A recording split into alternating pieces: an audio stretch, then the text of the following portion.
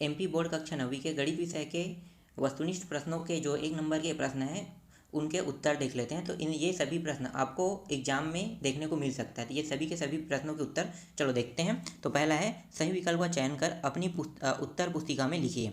तो पहला प्रश्न है बहुपद 5x - 4x² + 3 का मान जब x बराबर 2 होगा तब कितना होगा। तो इसका जो आपको वस्तुनिष्ठ में मतलब जो 4 ऑप्शन में एक ऑप्शन ढूंढना है, तो इसका आंसर हो जाएगा बी ऑप्शन लेना है, -3 होगा।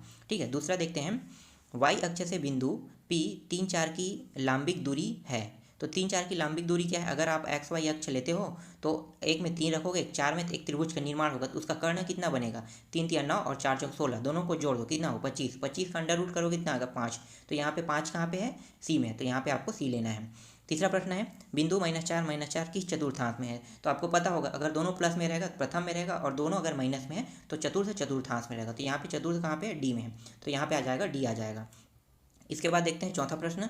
चौथा प्रश्न है शून्य बहुपद की घात। हमें शून्य बहुपद की घात बताना है। तो शून्य बहुपद की कोई घात नहीं होता, परिभाषित नहीं है, तो यहाँ पे आपको डी ऑप्शन लेना है।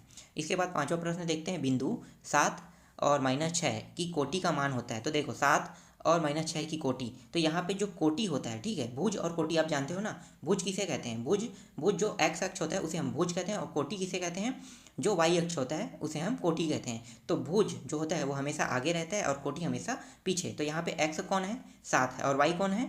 -6 है। तो भुज कौन हो गया? 7 हो गया, और कोटि कौन हो गया? -6। तो यहाँ पे आपको लेना है -6। ठीक है, बी ऑप्शन में लेना है। इसके बाद देखो निम्न कथन सत्य है या असत्य, इसको देख लेते हैं। तो यहाँ पे पहला प्रश्न है सत्य असत्य में मूल बिंदु की भुज एवं कोटि दोनों शून्य होती है। तो यहाँ पे कह रहे हैं दोनों शून्य होती है मूल बिंदु के। तो आप सभी को पता होगा एक्स और वाई अक्ष दोनों के बिंदु 0 0 पॉइंट जो होता है उसे हम मूल बिंदु के नाम से जानते हैं। तो ये कथन सत्य है क्या? सत्य सत्य है, तो आपको इसको सत्य लेना है। दूसरा प्रश्न है रैखिक बहुपद में चर की अधिकतम घात 1 होती है। ठीक है, किसमें? रैखिक बहुपद में।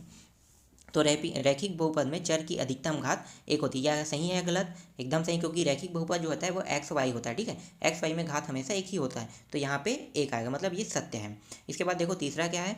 बहुपद एक्स का त्रिघात -2x² + 1 में x² का गुणांक 2 होता है। ये सत्य है कि असत्य है? तो देखो x² का गुणांक पूछा है ना, तो x² के गुणांक देखो कितने के गुणा हुआ है यहाँ पे 2 का गुणा है, -2। तो यहाँ पे देखो यहाँ पे क्या है? गुणांक में 2 है। ठीक है, तो इसके गुणांक में क्या आ जाएगा? -2 आना था। तो यहाँ पे आपको क्या लेना है? गुणांक में सिर्फ 2 है, तो यहाँ पे आपको इसे सत्य में ले लेना है। ठीक है, या माइनस अब चिन्ह को हम लोग नहीं देख रहे हैं यहाँ पे, तो चलो इसको सत्य ले लेना। इसके बाद देखो नेक्स्ट प्रश्न क्या है? बिंदु 2 3 दोनों अक्षों एक्स अक्ष तथा वाई अक्ष पर स्थित है। क्या ये एक्स अक्ष और वाई अक्ष पर स्थित होगा? तो ये जो है ये आगे एक्स है और 3 जो है वाई है, तो ये दोनों भी, ये भी सत्य होगा। इसके बाद देखो √2 की घात, ठीक है, कितना होता है? तो 1/2 होता है, तो ये भी सत्य होगा। यहाँ पे सभी प्रश्नों में क्या हो गया? सत्य आएगा। ठीक है, चलो आगे देखते हैं। इसके बाद देखो तीसरा में देख लेते हैं रिक्त स्थानों की पूर्ति कीजिए। तो देखो चित्र में छायांकित भाग को भिन्न भिन्न के रूप में खाली स्थान द्वारा प्रदर्शित करते हैं। तो ये चीज़ मुझे क्लियर पता नहीं है। ठीक है, छायांकित भाग को भिन्न के रूप में प्रदर्शित करते हैं, इसको मैं छोड़ रहा हूँ। चलो नेक्स्ट देखते हैं। 515 में 5 का भाग देने पर भागफल खाली स्थान प्राप्त होता है। तो कितना प्राप्त होगा? 5 एकम 5 और 5 शून्य 5 दिया, तो मतलब 103 यहाँ पे आएगा। तो इसका आंसर आ जाएगा 103 आ जाएगा। फिर देखो तीसरा प्रश्न क्या है? 4/3 गुणित 12/22 को हल करेंगे तो कितना आएगा? तो इसको हल करेंगे तो 8/11 आएगा। तो यहाँ पे लिख लेना 8/11। चौथा देखो, चौथा है 4/3 - 1/2। ठीक है, इसको हल करेंगे कितना आएगा? 5/6 आएगा। इसके बाद देखते हैं नेक्स्ट प्रश्न पांचवा है 2 + 2 भागित 2। ठीक है, तो पहले 2 + 2 भागित कर दो, 2 एकम 2 कट गया 1, तो 2 + 1 कितना होगा? 3 होगा। तो यहाँ पे पांचवा में आ जाएगा 3 आ जाएगा। इसके बाद देखते हैं चौथा प्रश्न सही जोड़ी बनाओ। तो सही जोड़ी बनाओ में पहला प्रश्न है वृत्त का छायांकित भाग। ठीक है, वृत्त का छायांकित भाग का क्या होगा? तो वृत्त का जो छायांकित भाग है वो होगा 6/8 होगा। इसके बाद दूसरा प्रश्न है 3/4। 3/4 को 3 को 4 से भाग दोगे कितना आएगा? 0.75। तो यहाँ पे आपको लेना है 0.75 में लेना है। इसके बाद 7/11 + 4/11। देखो नीचे दोनों के मान बराबर है, मतलब ऊपर के मान जुड़ सकते हैं। तो 7 4 कितना होगा? 11 होगा। 11/11 कितना होगा? 11 11 दोनों के कट गया, कितना आएगा? 1। तो 1 इसका आंसर होगा। इसके बाद देखो चौथा प्रश्न क्या है? 35 का 1/5।